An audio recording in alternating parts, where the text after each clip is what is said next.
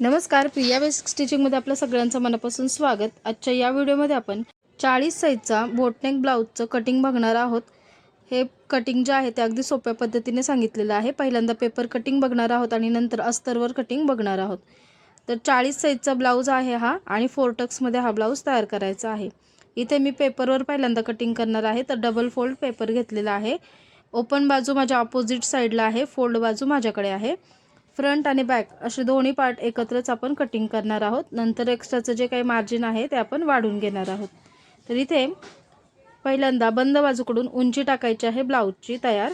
तर ब्लाउजची उंची आहे तयार 15 इंच, त्याच्यामध्ये 1 इंच वाढवून घ्यायचं आहे शिलाई मार्जिनसाठी। 16 इंचावर मार्किंग करून घेतलं आणि ती लाईन अशी ड्रॉ करून घेतली। या लाईनवर शोल्डरचं मार्किंग करायचं आहे। तर शोल्डर इथे 40 साईजसाठी 7.5 इंच घेतलेला आहे। बोटनेकमध्ये हा ब्लाउज आहे।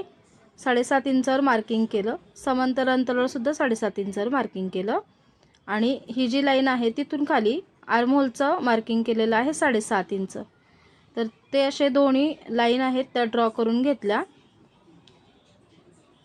शोल्डर 7.5 इंच, आर्महोल सुद्धा 7.5 इंच। आता इथे आर्महोलच्या लाईनवर छातीचा चौथा भाग टाकायचा आहे। तर इथे चेस्ट आहे 40 इंच, त्याचा चौथा भाग होतो 10 इंच आणि त्याच्या पुढे 2 इंच शिलाई मार्जिन। 4 टक्स ब्लाउजमध्ये 2 इंच कंपल्सरी शिलाई मार्जिन घ्यायचं आहे, त्याच्यामुळे आपलं मार्जिन जे आहे ते कमी पडत नाही। खालच्या बाजूला कमरेचा चौथा भाग, कंबर आहे इथे 36 इंच, तर त्याचा चौथा भाग होतो 9 इंच, त्याच्या पुढे 1 इंच बॅकच्या टक्ससाठी आणि 2 इंच शिलाई मार्जिन। तर हे मार्किंग करून घेतलं आणि ह्या लाईन ज्या आहेत अशा ड्रॉ करून घेतल्या। आता आर्महोलचा आकार द्यायचा आहे। तर बॅकचा आर्महोलचा आकार द्यायचा आहे इथून 1 इंचावर, बोटनेकमध्ये 1 इंचावर द्यायचा आहे। 1 इंच क्रॉसमध्ये मार्किंग केलं आणि तिथे गोलाकार आकार देऊन घेतला। बघू शकता इथे दाखवले त्याप्रमाणे। आता फ्रंटच्या आर्महोलसाठी ही जी आर्महोलची लाईन आहे तिथून 1 इंच आतमध्ये एक मार्किंग केलं आणि ही लाईन इथे क्रॉसमध्ये जोडून घेतली आणि या पुढच्या लाईनपासून 1 इंच क्रॉसमध्ये मार्किंग केलं आणि तिथून आर्महोलच्या फ्रंटचा आकार द्यायचा आहे। तर इथे बघू शकता दाखवले त्याप्रमाणे फ्रंटच्या आर्महोलचा आकार देऊन घ्यायचा आहे। त्याच्यामुळे फ्रंटच्या भागात अजिबात फुगा घोळ येत नाही, व्यवस्थित छान फिटिंगमध्ये ब्लाउज बसतो। गळा रुंदी घेतलेली आहे इथे मी 3.5 इंच। 3.5 इंचावर मार्किंग केलं। खाली सुद्धा इथे समांतर अंतरावर 3.5 इंचावर मार्किंग केलं। पुढचा गळा तयार घेणार आहे 6 इंच, तर त्याच्यामध्ये अर्धा इंच जास्तीचं घेतलेलं आहे शिलाई मार्जिन। 6.5 इंचावर मार्किंग केलं, तो बॉक्स ड्रॉ करून घेतला। फ्रंटचा गळ्याचा आकार देताना इथे एक गोष्ट लक्षात घ्यायची की फ्रंटचा आकार जो आहे तो जास्त डीपमध्ये द्यायचा नाही आहे, कारण आपण गळा रुंदी ऑलरेडी जास्त घेतलेली आहे, त्यामुळे जास्त डीपमध्ये गोलाकार आकार द्यायचा नाही आहे। तर थोडासा असं यू शेपमध्ये आकार गळ्याचा द्यायचा आहे। आता योकपट्टीचं मार्किंग करायचं आहे। तर इथे 2.5 इंचावर एक मार्किंग केलं आहे। ब्लाऊजची उंची जास्त आहे, 2.5 इंचावर इथे मार्किंग केलं आहे। या साईडला सुद्धा 2.5 इंचावर मार्किंग करायचं आहे ना, एक 3 इंचावर मार्किंग करायचं आहे। जे 2.5 इंचाचं मार्किंग आहे ती लाईन ड्रॉ करून घेतली आणि जे 3 इंचाचं मार्किंग आहे तिथून असा योकपट्टीचा आकार देऊन घ्यायचा आहे। इथे बघू शकता हे 3 इंचाचं मार्किंग आहे, तिथून योकपट्टीचा असा आकार देऊन घेतलेला आहे। तर आता हे मार्किंग झालेलं आहे। केलेल्या मार्किंग प्रमाणे कटिंग करायचं आहे। याचे टक्स कसे टाकायचे ते मी अस्तरवर कटिंग केल्यानंतर सांगणार आहे। तर पहिल्यांदा बॅकच्या आर्महोलचा आकार आहे तो कटिंग करून घ्यायचा आहे आणि शोल्डरची लाईन कटिंग केली। बॅक आणि फ्रंट आपण सोबतच कटिंग केलेलं आहे, त्याच्यामुळे एक्स्ट्राचं जे मार्जिन आहे ते आपल्याला अस्तरवर वाढवून घ्यायचं आहे।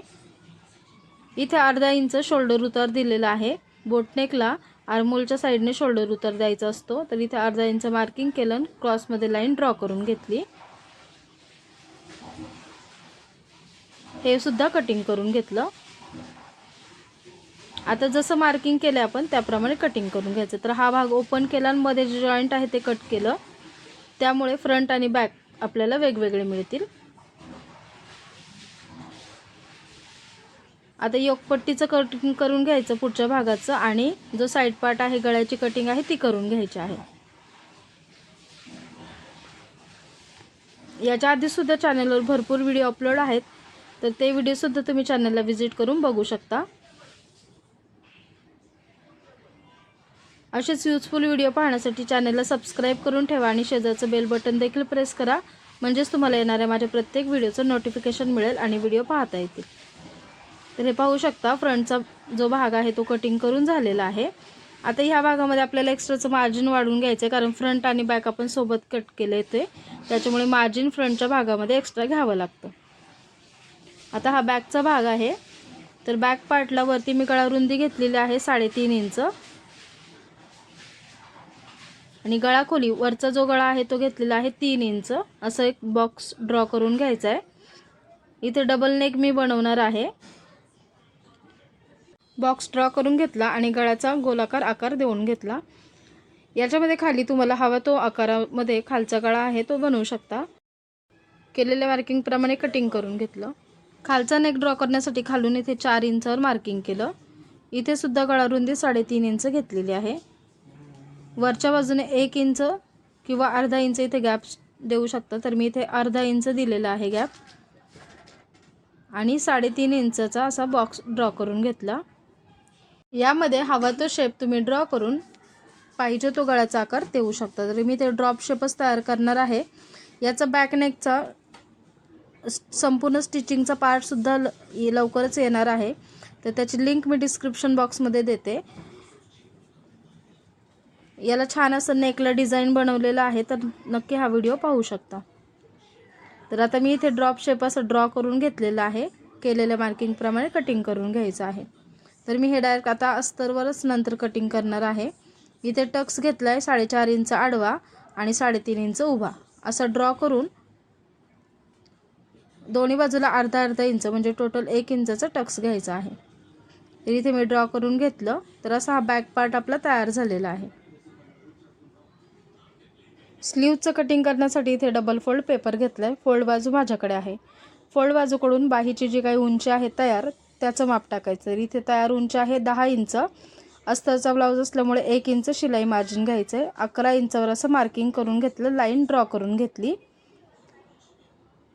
आता बाहीची घडी घेण्यासाठी इथे छातीच्या चौथ्या भागाची घडी घ्यायची आहे आणि प्लस त्याच्यामध्ये अर्धा इंच ॲड करायचं. त्या छातीचा चौथा भाग होतो 10 इंच, त्याच्यामध्ये अर्धा इंच ॲड केलं, 10.5 इंचावर मार्किंग केलं. कॅप हाईट दिलेली आहे 3 इंच. ते जे 3 इंच आहे तिथून आतमध्ये 2 इंचावर एक मार्किंग केलं. जेवढं शिलाई मार्जिन घेतलं असेल 1.5 किंवा 2 इंच, 2 इंचावर एक मार्किंग केलं. इथून वरती 1.5 इंचावर एक मार्किंग केलं आणि हे जे 2 पॉईंट आहेत ते जोडून घेतले. बघू शकता इथे दाखवले त्याप्रमाणे. हा मागच्या मुंड्याचा आकार झाला आहे. आता इथून आतमध्ये अर्धा इंचचं गॅप ठेवून फ्रंटच्या मुंड्याचा आकार द्यायचा आहे. तर फ्रंटच्या मुंड्याचा आकार देऊन झाला. खाली दंडघेराचा निम्मा 5.5 इंच आणि त्याच्यापुढे 2 इंच शिलाई मार्जिन.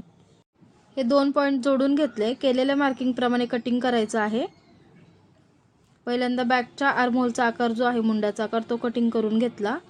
मग बाही ओपन करायची आहे आणि मग फक्त फ्रंटच्या मुंड्याचा आकार एका साईडलाच कटिंग करून घ्यायचा आहे. तर हे आपलं स्लीवचं सुद्धा कटिंग झालेलं आहे. आता हे अस्तरवर ठेवून कसं कटिंग करायचं आणि त्याच्यामध्ये काय चेंजेस करायचे हे बघूयात. तर इथे मी अस्तर घेतलेला आहे डबल फोल्डमध्ये, बघू शकता इथे. तर फ्रंट भाग ओपन बाजूने काढला तरी चालतो. इथे अस्तरला खाली 1 इंचावर मार्किंग करून घेतलं आणि 1 इंचावर एक लाईन ड्रॉ करून घेतली खालच्या बाजूने. हे 1 इंच वाढून घेतलं आणि त्याला लाईन ड्रॉ करून घेतली. त्याच्यावरती हा जो फ्रंटचा पार्ट आहे आपल्याला तो ठेवून घ्यायचा आहे. तो ठेवताना त्याच्या साईडच्या बाजूने 1 इंच एक्स्ट्राचं कापड घ्यायचं आहे. ते सुद्धा एक्स्ट्रा मार्जिनसाठी आपल्याला घ्यायचं आहे. त्यानंतर योकपट्टीच्या साईडला आहे तसं इथे ड्रॉ करून घेतलं. आर्महोलच्या साईडला सुद्धा ड्रॉ करून घेतलं आणि गळ्याच्या बाजूला सुद्धा ड्रॉ करून घेतलं. आता हे जे 1 इंच खाली वाढवले तर तिथे आकार द्यायचा योकपट्टीचा. तर इथून 1 इंच बरोबर आला पाहिजे आणि असा आकार देऊन घ्यायचा आहे. तर खाली 1 इंच वाढवलं आहे, साईडने 1 इंच वाढवून घेतलेलं आहे. हे आपल्याला टक्ससाठी वाढवायचं आहे, त्यामुळे आपला पफ चांगला येतो. केलेल्या मार्किंग प्रमाणे आता कटिंग करून घ्यायचं आहे. फ्रंट पार्ट कटिंग केला. आता योकपट्टीचं कटिंग करण्यासाठी राहिलेलं अस्तर मी ठेवून घेतलेलं आहे इथे एकसारखं. अस्तर डबलमध्ये आहे. हे 2 पट्ट्या कट करायच्यात आपल्याला. तर खाली इथे बघू शकता, इथे अर्धा इंच खाली एक्स्ट्राचं मार्जिन घ्यायचं आहे आणि जशी योकपट्टी आहे तशी ड्रॉ करून घ्यायची. फक्त खालच्या साईडने अर्धा इंच शिलाई मार्जिन आपल्याला याच्यामध्ये वाढून घ्यायचं आहे. हे आपण फ्रंट आणि बॅक सोबत कट केल्यामुळे आपल्याला हे अस्तरवर वाढवायला लागलं, नाहीतर तुम्ही याच प्रकारे पेपरवर सुद्धा वाढवू शकता. तर केलेल्या मार्किंगप्रमाणे योकपट्टी सुद्धा कटिंग करून घेतली. आता बॅकचा पार्ट आहे तसंच ठेवून कट करायचा आहे, त्यात काही करायचं नाही आहे कमी जास्त. आणि स्लीव्हसुद्धा आहे तशीच अस्तरवर ठेवून कटिंग करायचं आहे. तर याचं स्टिचिंगचा पार्ट मी शेअर करणार आहे, कशाप्रकारे ब्लाऊज हा स्टिच करायचा आहे.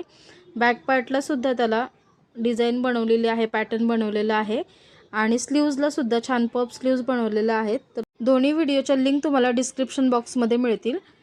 आता इथे फ्रंट पार्टला टक्स कसे घ्यायचे ते पाहूयात. आडवं मार्किंग केले 4 इंच आणि उभं मार्किंग केले 2.5 इंच. लाईन ड्रॉ करून घेतली. हा टक्स दोन्हीकडे 1 इंचाचं येईल, म्हणजे टोटल 2 इंचाचा टक्स घ्यायचा आहे हा. तर 1 इंच अलीकडे 1 इंच पलीकडे असा टोटल 2 इंचाचा टक्स मार्किंग करून घ्यायचा, लाईन ड्रॉ करून घ्यायच्या. हुकाई पट्टीचा सेंटर पॉईंट मार्किंग करायचा आहे.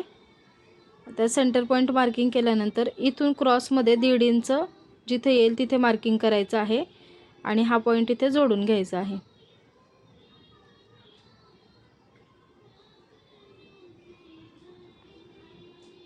दोन्हीकडे हा टक्स जो आहे तो अर्धा इंचाचा घ्यायचा आहे.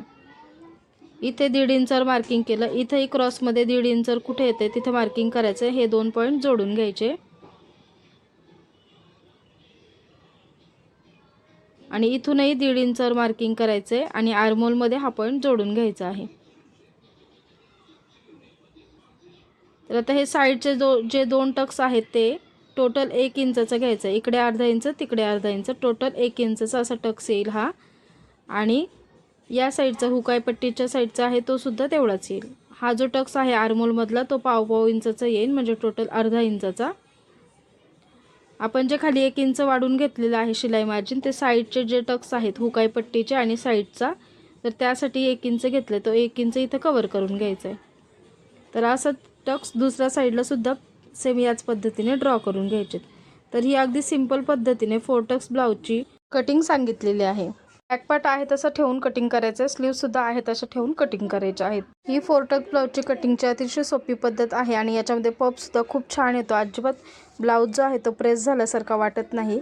तर तुम्हाला ही कटिंगची पद्धत कशी वाटली कमेंटमध्ये नक्की सांगा. भेटूया पुन्हा एकदा अशा छान युजफुल व्हिडिओमध्ये. असेच नवीन व्हिडिओ पाहण्यासाठी चॅनलला सबस्क्राईब करून ठेवा आणि शेजारचं बेल बटन देखील प्रेस करा, म्हणजे तुम्हाला येणाऱ्या व्हिडिओचं नोटिफिकेशन मिळेल. धन्यवाद.